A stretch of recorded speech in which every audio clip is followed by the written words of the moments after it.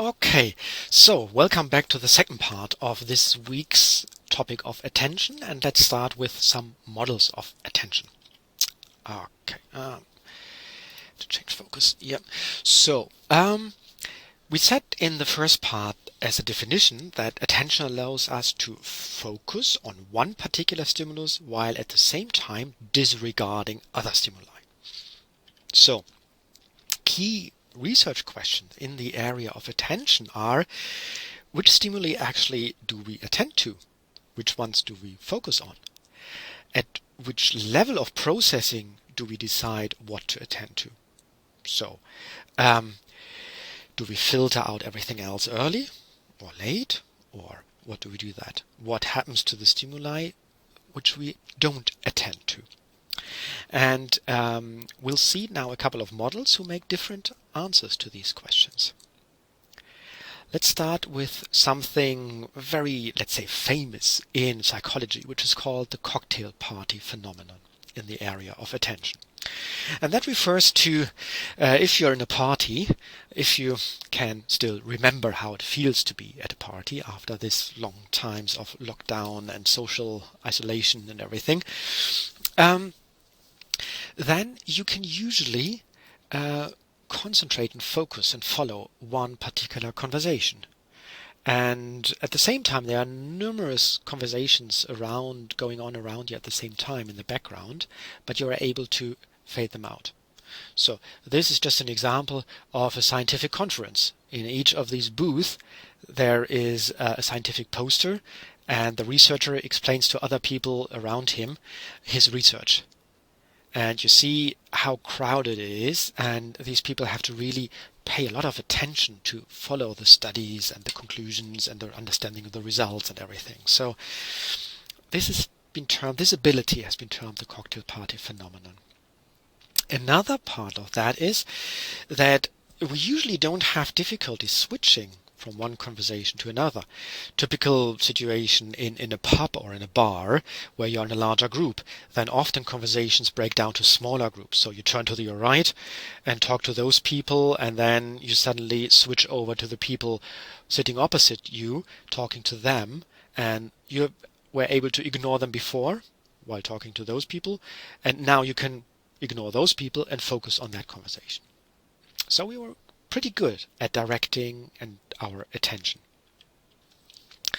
Cherry was the first who thought, okay, this is interesting and we want to investigate that scientifically. 1953, as we said, this is like when research into attention started.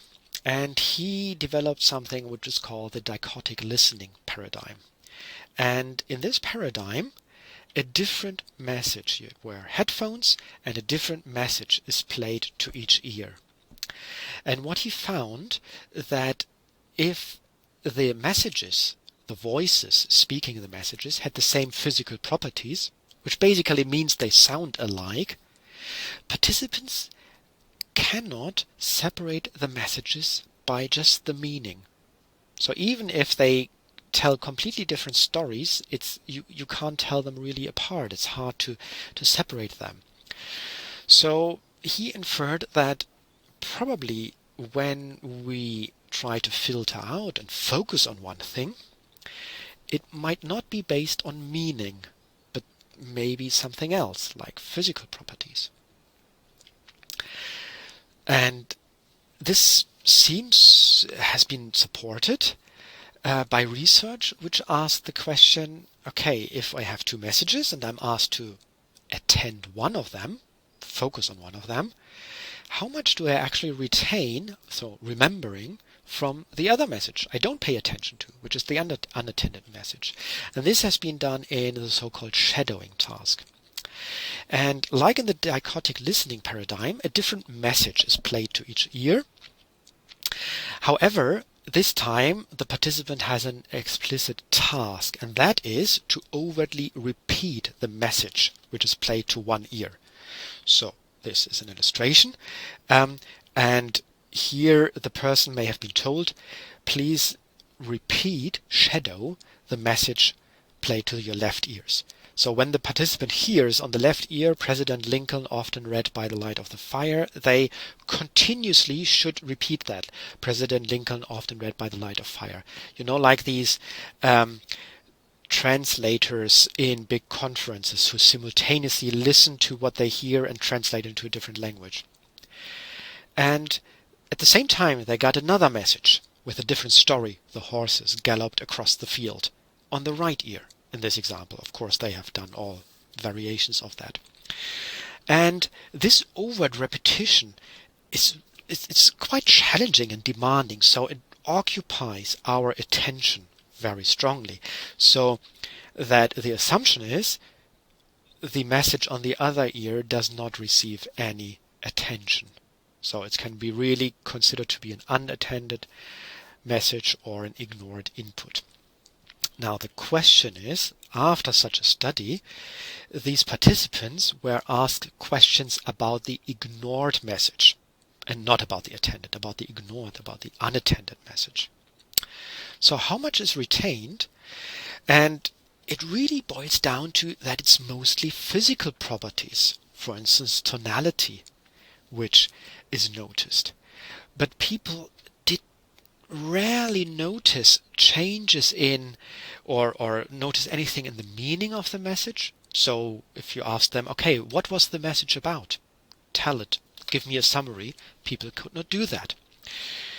They often even didn't note a change in language when it switched from English to German and back to English. They missed that. A change in gender when a male voice changed to a female voice was changed. Or when the message was suddenly played back in reverse speech and then went back to normal speech. Things like that. So this tonality refers to physical properties which are very broad, like the pitch of the voice. So if you have a very deep, low voice and then you switch to a very high-pitched voice, such changes are more likely to be detected. And the conclusion from these studies, so these are all like different individual studies, seems to be that because we virtually remember no higher level information at all, that the messages are probably filtered out very early in our sensory processing. So there's no higher processing of this for meaning, for instance. And this then has led Donald Broadbent to propose his filter model, which is a very, very widely known model in attention and even beyond that. And his model goes as follows. So we have inputs. We have an attended message, like the conversation you're following, and an unattended message, other people chatting around you. And all the information comes into a sensory store. It's like a buffer store. And these stores decay very quickly. In less than a second, everything usually is gone and faded away, unless we pay attention to it. So the information in the sensory store is forwarded to a selective filter. And this filter, based on this evidence from the shadowing task, is based on physical properties like pitch or loudness. And the idea is that the filter is fine-tuned in a way that the attended message can pass and unattended messages are blocked out completely at this stage. And only the message which passes this bottleneck is then subject to higher level processing. For instance, for the analysis of meaning, or even analysis of detecting words, processing the auditory input as words. So that's the idea of this Broadbent filter model. Now we can of course ask, which channel do we attend to? For instance, like a vision or audition or something like that. And in this model, the idea is that this is guided by attention. It can be voluntary, goal-directed, top-down attention, like, okay, I really want to focus on something. And you know that you can do that. For instance, if at night you wake up and you thought you hear a noise, then you really can try to focus fully on listening whether you can hear something. But it may also be guided by reflexive attention. So we know that salient stimuli can capture our attention in an involuntary bottom-up fashion. Like you go on the street and you hear a very loud bang, then you would suddenly turn around just without being able to control that. Now I said salient stimuli here, so I would like to give a very brief detour of the concept of salience, or sometimes also called saliency, because in the vision, attention, perception research, this is a very common term. And it's defined as the state or quality by which an item, such as an object or person, stands out relative to its neighbors. So it's about the contrast between an item and their neighborhood. And this sounds all very complicated, but it's actually quite easy. So let's show you a picture, an example of that. In this image, the red A has a high salience because its contrast to all its neighbors is high. Here you see that it's the black A which stands out to all its red neighbors. So the contrast is high for the black A, while the contrast for this A is low because all neighbors look the same. So you see that saliency is not necessarily defined by a specific color, but by a difference to that. So this one pops out, this one pops out as well, although it's here the ignored non-salient ones were black, and here the salient one is black. Okay, so just as a little brief detour, coming back to Broadbent's filter model. So which channel do we attend to? We said it can be guided either top-down or bottom-up by very highly salient stimuli. And then within the channel we attend to, which information do we focus on and attend to? For instance, at a party, which conversation do we pick to follow? Where do we look exactly? Where do our saccades, our glances go?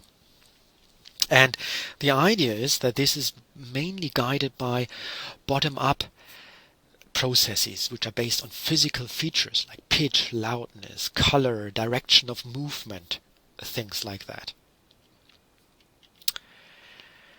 Okay, so to summarize this a little bit, we said that in the Broadbent's filter model, the stimuli which pass the filter become the focus of attention and are processed, and we become aware of them. The unattended stimuli are completely disregarded. They fade away in the sensory stores very quickly. So Broadbent's filter has been called an all or nothing filter. So either the information is fully processed or it's fully disregarded and we throw it all away. Okay, so let's keep that in mind for a moment and again go to a party. And let's have a look at this party scene where we have a couple of people here in conversation with each other. And let's say we have Edward here and we have Betty, and the two of them are in conversation with each other. Now we have a third person, John, here in the background, who is also in a different conversation, nothing to do with them. And he tells his conversation partner, "Last week I went golfing with Edward," and so he drops Edward's name, and Edward is in conversation with Betty. What do you think might happen now? No guarantee it happens, but happens quite frequently. It's quite likely that Edward will notice that his name has been dropped by John. And we notice that from ourselves. We are talking and then suddenly, didn't I hear my name? So, how can this be, according to the early selection model? The answer is, it can't. The early selection filter model by Broadbent cannot account for this observation, that we are fully focused on one conversation and can hear suddenly information in the background, which is technically filtered out. Based on that, Anne Treisman proposed her attenuator model. And I really like this picture because as a psychologist this gives me a little bit of hope. That's Anne Treisman with her husband Daniel Kahneman, and he's also a psychologist, and he won the Nobel Prize for Economics in 2002, and to my knowledge is the only psychologist ever to win the Nobel Prize. So there is hope for our discipline. That's all I want to say here. So, and Treisman's attenuator model is really based on Broadbent's filter model. It's very closely related to that. However, it proposes a different mechanism for filtering. Let me just, I can see, maybe this is a little bit too bright here now. A different mechanism for filtering. And while Broadband proposed an all or nothing filter, Treisman said, well, maybe it's not all or nothing, but instead a gradually working filter. She called it an attenuator. That's where the name of the model comes from. So this was Broadbent's filter model. We get the input, they come into the sensory buffer store, and then the selective filter, based on physical properties like pitch and loudness, does the filtering, and one message gets through and the other one, the unattended message, is completely filtered out. And then it's higher level processing. That is Treisman's version or suggestion proposition for this model. We have the attended and unattended message. We have a filter. However, that filter lets through the attended message like Broadbent, but the unattended message is only attenuated and not filtered out in an all or nothing fashion. And then she proposed that the higher level processing is done in a kind of hierarchy of analyzers. So, and these hierarchy of analyzers, they focus the attention on or analyze messages based on several things. And one of the things is that when these messages exceed a certain activation threshold, this one has a high level of activation because it's what we are attending towards. But these ones are also analyzed to some extent, and the activation threshold of these attenuating messages is determined by various things, such as context and priming, or subjective importance, like our name, and the degree of attenuation. So you know, for instance, that sometimes you're at a party and you are listening to one conversation, but you have half an ear on the other conversation because they talk about something interesting and you want to see whether you can move over at some point, for instance. So it's actually not that strongly attenuated. Or if it's context and priming, if you talk about a certain topic here and the other conversation is on the same topic, for instance, it might be that you are more easily primed to switch over and pick up something from the other conversation. Okay, so her model, the attenuator model, also is an early selection model because it still suggests that the filtering happens on the basis of physical properties. And it is more flexible than Broadbent's model in the sense that it allows for information which was initially not attended to become attended. And for information to become attended means that we become aware of that information.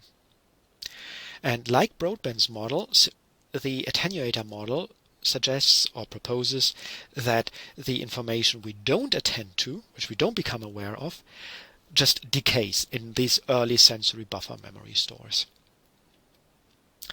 So Treisman's attenuator model and Broadbent's early filter or Broadbent's filter model both propose that unattended information can have no effect on our behavior because it's filtered out at the stage before meaning is processed. So it can't affect us. And behavior instead is only affected by information we become aware of.